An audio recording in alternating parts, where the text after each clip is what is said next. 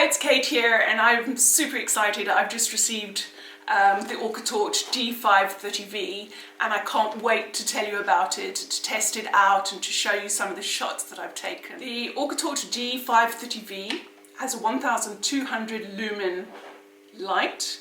It can be used as a dive torch or as a light for your underwater photography. The beam is 140 degrees, which is nice and wide for macro photography without leaving a hot spot in any of your pictures. The runtime is 4.5 hours, which is fantastic. And you can even take it down to 150 meters if you're that way inclined, which is an added bonus.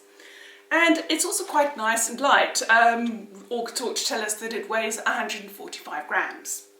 So let's see what's inside the box. Oh, fantastic! I'm really happy to see that inside the box is a USB rechargeable battery, which is really useful, especially if you're traveling and it means that you have to take less chargers and extra batteries with you.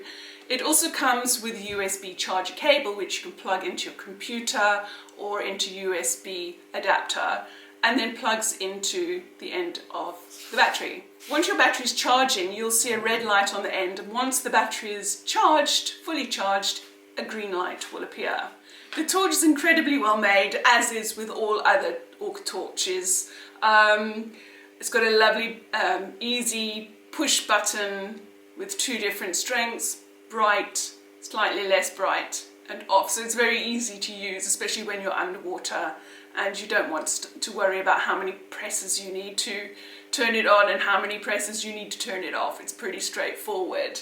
So apart from being a very sturdy, handy, compact, well-made dive torch, you can use it for your underwater photography as well.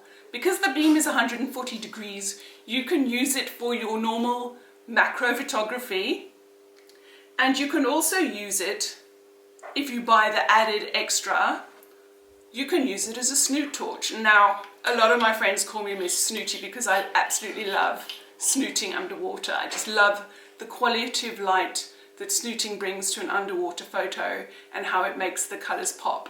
So I was really keen to try out the snoot adapter for this torch. And I'm really looking forward to using it. I look forward to giving you more information soon.